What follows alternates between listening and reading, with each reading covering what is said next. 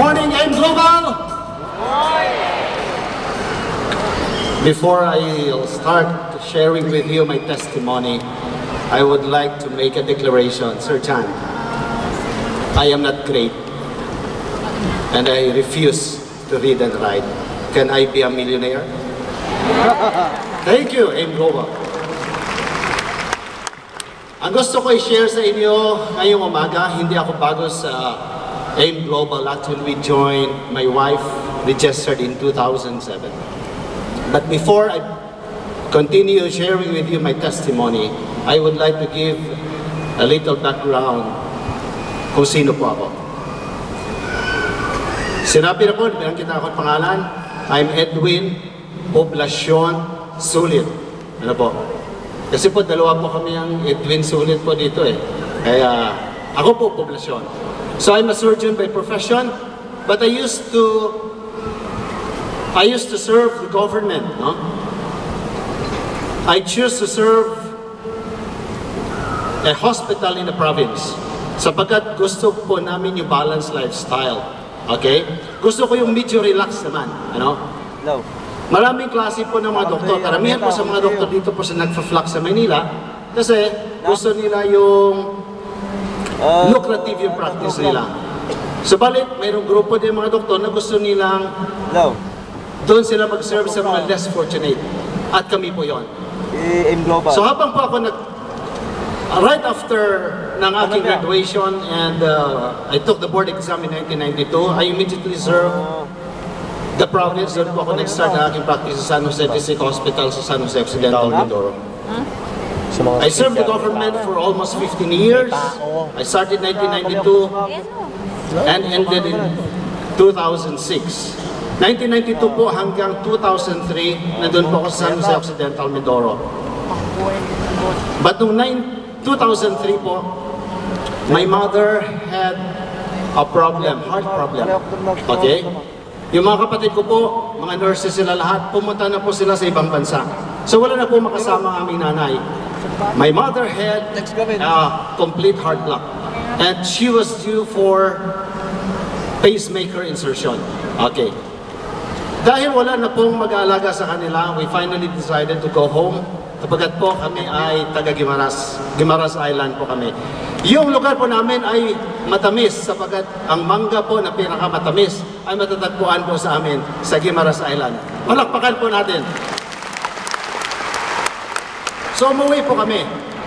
And in short, naoperahan po yung mother ko and last year pumunta na po sila sa US. She was restored back to health.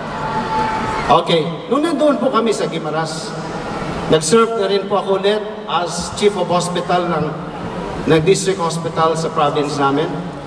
And this is my time to pay back. Ano po, doon ako nagaling pero nag-umpisa ako ng service ko as a doctor, hindi naman po sa probinsya namin. Sabi ko, sige, ito ng panahon na para magbayad na naman ako sa probinsya namin. So I served there. Habang nandun po ako, na-realize ko na anak pala ako ng isang nanay na may sakit sa puso. At ating paniniwala po na pag ang sakit sa puso, ang isang pamilya ay mayroong sakit sa puso o ang magulang may sakit sa puso, ito po ay napapamana din sa kanyang mga anak. So nag-isip po ako na I have to change my lifestyle. So I became interested with the preventive side. Habang nandun po ako nagsiserve, medyo relax naman pang buhay, so I had a chance to took up nursing. In our medical textbook, hindi ko po natutunan ito. Subalit, nung nag-take up ako ng nursing, I learned that health is a continuum. It's from death to ultimate health. Okay, what happens is that usually, tayo po, no, yung mga tao, hindi nila binibigyan ng pansin ang kanilang kalusugan kung wala silang nararamdaman, di ba? Sabihin natin, hayaan mo na lang. Pag may sakit tayo, pag may nararamdaman, punta na lang tayo sa doktor. Tama po, yun po ang sinabi ni Rini Dobos. Rini Dobos is one of the renowned bacteriologists in olden times. And sabi po niya, to ward off disease or recover from health, men find it easier to depend on the healers than to try a most difficult way of living wisely. Yun po naging ugali ng tao. Kaya po, nahawa na rin po yung mga doktor. Ang doktor hindi na rin makaka-attend sa mga sa mga tao na walang karamdaman. Nagiging cycle po yun. Okay? Yung mga tao hindi pumunta sa doktor pag walang karamdaman, ang mga doktor hindi na rin makapag-treat sa mga tao na walang karamdaman. Salamat po sa M Global sapagkat, okay? Yung ating produkto po, kahit walang karamdaman, ang lahat na tao na nandito ngayon at lahat na tao sa buong mundo ay nangailangan ng ating supplement po na C24/7. Salamat po kay Sir Morris, Dr. Morris po nag-invent itong ating C24/7. Ang unang-una po na beneficiary noon ay ako. Sabi nga po, to see is to believe. Kung hindi mo mapatunayan sa sarili mo at hindi mo makita, hindi ka maniniwala. Ganun po talaga yung tao. Diba? Isang araw po, habang ako ay nandun nag-serve sa Guimaras, somebody called me and invited me to join the pharma company. In the past 6 years, I was serving or I was employed. No? Kasi yun pong namulatan natin eh. Mag-aral ka para mag-employed ka. So, to start my career, employed ako sa government. And in 2006, my classmate who owned a pharma company invited me to join him. Nandito lang po kami sa TechTite, Doc Ed. Nandiyan lang po kami. Because he joined in the politics, so I joined him, I helped him. But one day, because of so much stress, we joined in government tenders. The last bidding I won before I left was a 5,000 units of bed worth 150 million project in the government. That's a nationwide delivery. Malaking project po, subalit yung boss ay hindi pa rin kontento, no? Pressure pa rin na pressure. Dito po sa M Global, iba, no? Ang apply mo tatawag sa inyo, hindi para i-pressure ka, kundi i-encourage ka. Palakpakan po natin ang M Global. Kaya po, I made a decision. Sige po, tuloy po muna ninyo. I made a decision. Ngayon po, pinapabalik ako doon sa company, but I decided not to go back. But I decided to go full-time here at M Global because here, it's not a pressure, but it's an encouragement and help from your upline. Palakpakan po natin ulit ang ating mga upline. So, ganun po ang nangyari sa akin. So, ang una po, ako po mismo. While joining in a pharma company, one day, I developed a severe back pain. Nag-deliver po kami ng anesthesia machine. We want 22 units ng anesthesia machine po sa DOH. Dineliver ko po sa Buanga. Then I started helping them to put the anesthesia machine down from the car, from the van, and then suddenly when I went home, I experienced a severe pain in my back. So I had the consultation in the hospital, and I was diagnosed spondylosis at level lumbar 1 and lumbar 2. Ilan po sa atin dito yung mga doctors and medical practitioners? Taas niyo po yung kamay. I know you can understand. The next slide, please. So that was August 2012. Ito po yung MRI na kinuha sa akin. Nakita po ninyo, sira na po yung aking spine, L1 and L2. The disc totally disintegrated. Nakita po ninyo puti na, gas-gas na po. Okay, next slide please.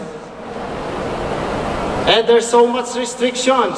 Kinabahan na po ako dito kasi hindi na po ako makapagtrabaho. Sabi ko, magkukuleyo pala yung panganay ko, and he planned also to take up medicine. And because ang kanyang lolo po ay mayroong brain tumor, gusto niya pa, ang ambisyon niya ay maging isang neurosurgeon. So paano na lang po ngayon? I have so much restrictions. I cannot run because I'm also a runner. Idol ko po si Sir Miguel because I am also a half marathoner. Yes sir, paturo po ako sa inyo, pa-mentor po ako. No weight-bearing exercises. Sapagkat po, lalo masira po yung ibang mga spine ko pa na hindi nasira. No travel more than 2 hours by land. So paano na po ako makapagtrabaho? Because in my work, I have to travel all throughout the Philippines, and also not only the Philippines, but many parts of the world. I had a chance to travel at Cape Town in Africa. I had a chance to travel also in the US. I visited a pharma company carrying anesthesia, sevoflurane. The company is located in New Jersey. The company is named Halocarbon. So, ganun pong nangyari.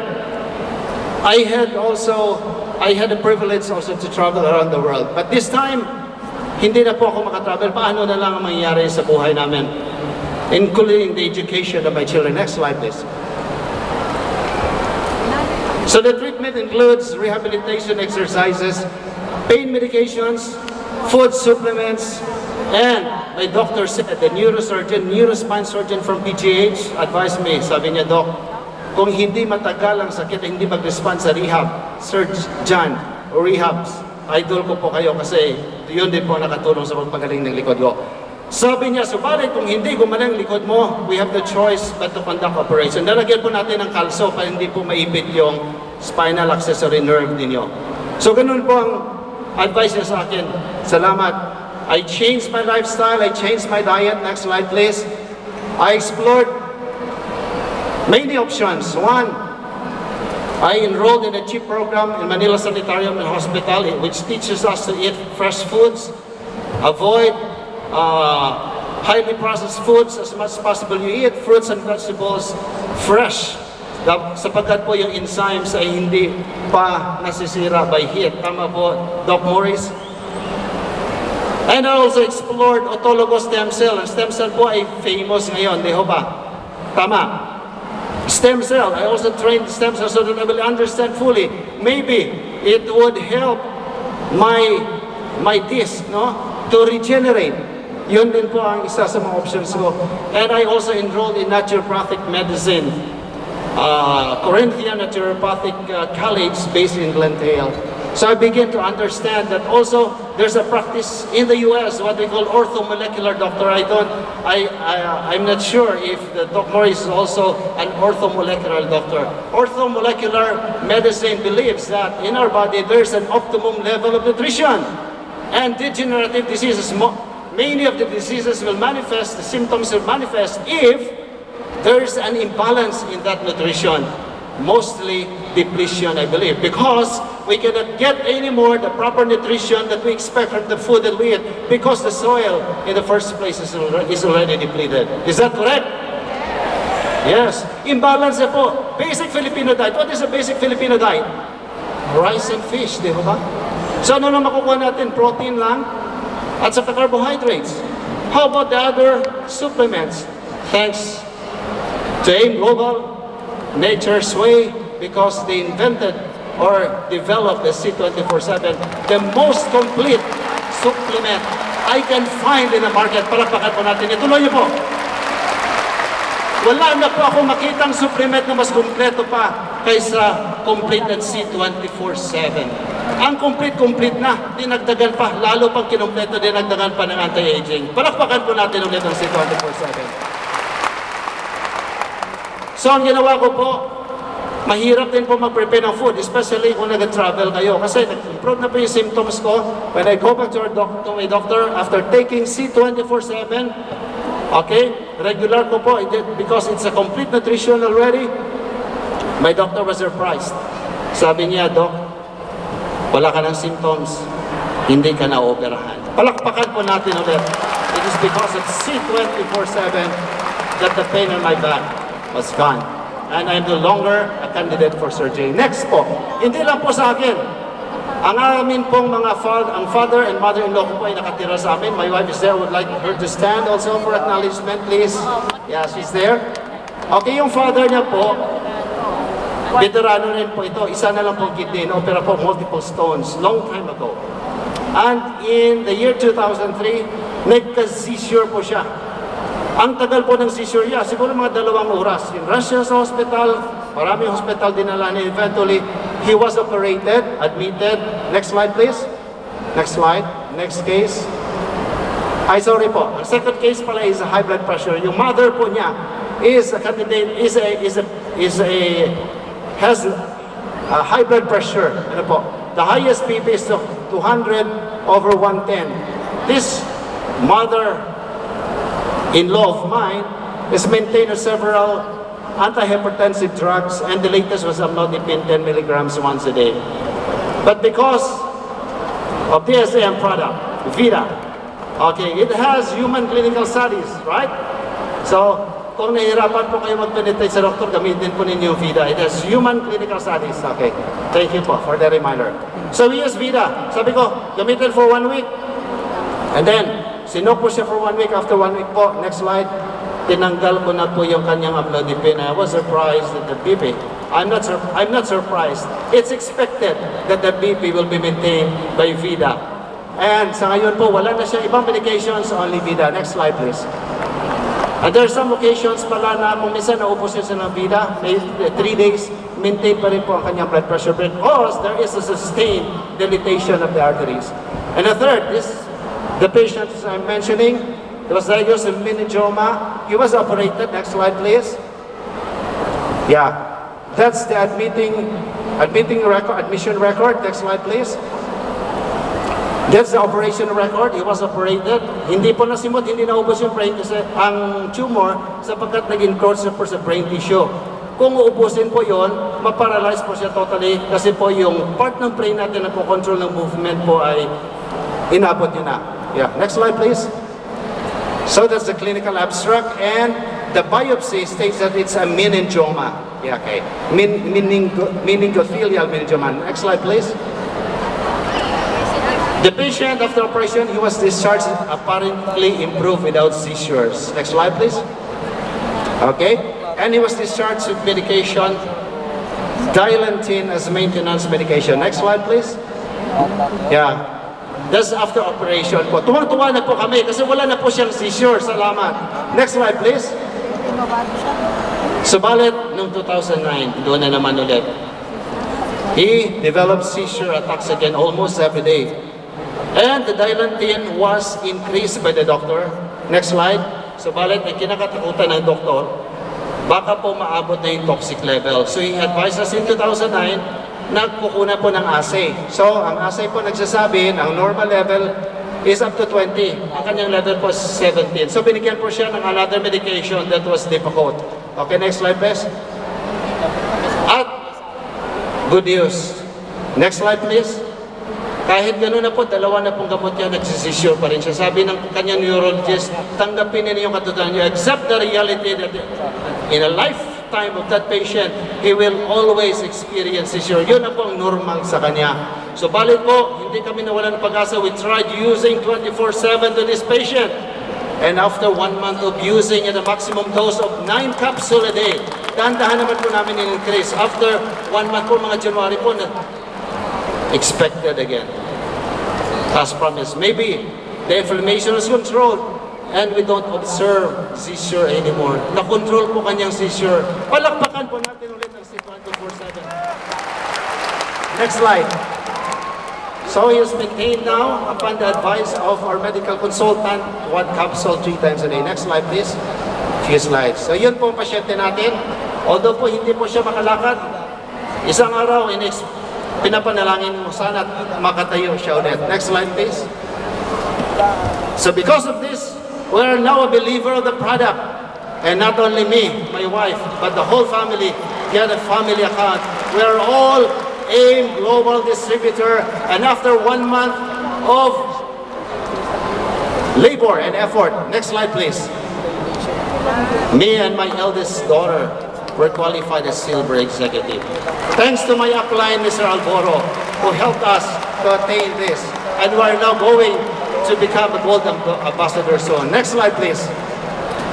Okay, that's during the Banggaan Festival in Gibaras. I'm inviting you next year to go to our province to taste the sweetest mango in the world, and also our Nature's Way, and also DSM guests here, and from Japan maybe. We are inviting you to our province, sir. Next slide, please. The father of medicine says, let your food be your medicine and your medicine be your food. Next, the last slide. As a medical doctor, it is my responsibility to cure disease, and it is my passion to promote health and prevent illness through lifestyle modification and nutraceutical products by AIM Global Incorporated. Maraming salamat po.